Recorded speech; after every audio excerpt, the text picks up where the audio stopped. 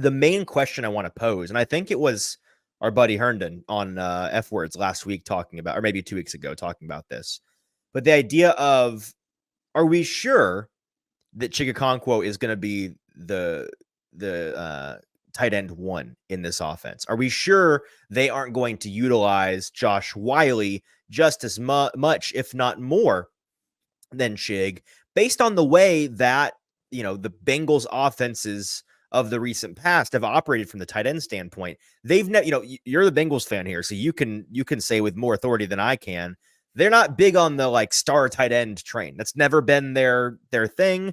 A big part of that is because they've not needed to in the passing game. That you got 3 awesome receivers. Why would you be throwing the ball for 1,000 yards to your top tight end when you could just get it in the receiver's hands? But their best receiver last year from a tight end standpoint was Tanner Hudson, 350 the next Travis yards. Kelce, baby. Tanner Hudson, 350 yards Kelce. was actually their wide receiver.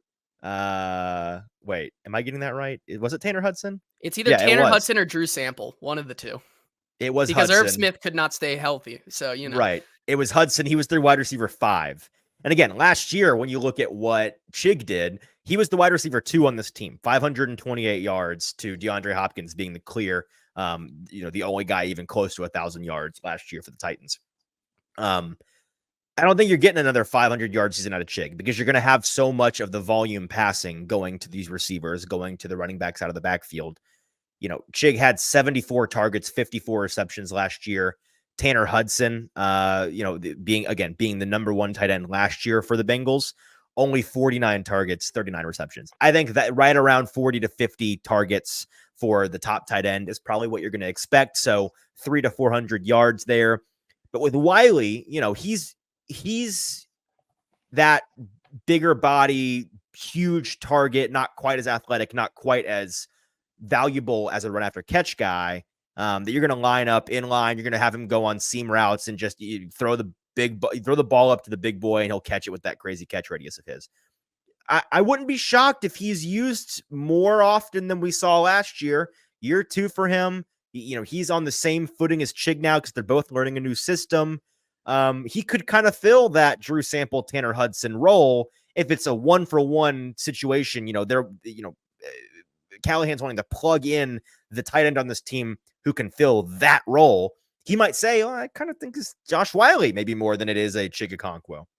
Yeah, and I can definitely see that when you think of Josh Whyle, just the tight end, rotunda, I guess you could call it, the turnstile of just kind of middling tight ends that Cincinnati has gone through at the last couple of years. Hayden Hurst, CJ Uzomah, Irv Smith, now Mike Gesicki, Tanner Hudson, and Drew Sample are all guys that, kind of fit that Josh Whyle mold. And where they are the most effective in the Cincinnati offense the past couple of years has been in the red zone. So I think if we see a season out of Josh Whyle where this was the case, we're going to see him as a big red zone threat, which is kind of the reason he was brought in anyways and drafted last year.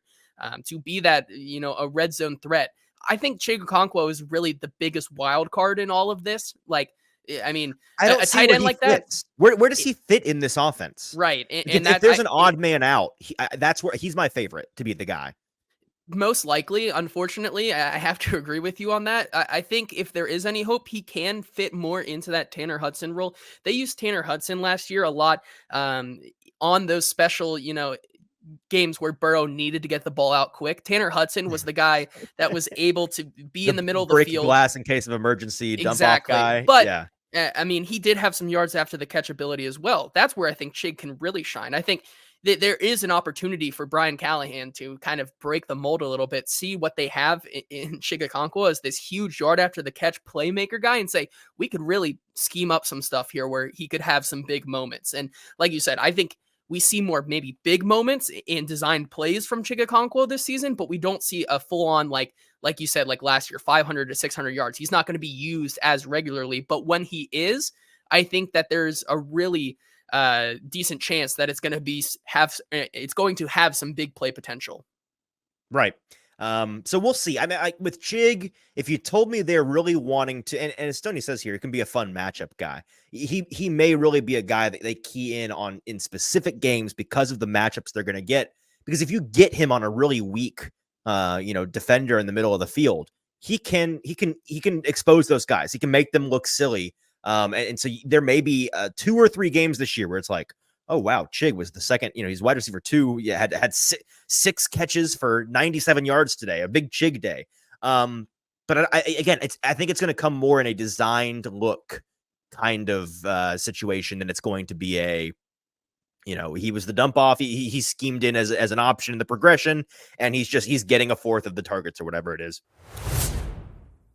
Hey, you made it to the end of the video. Thanks for that.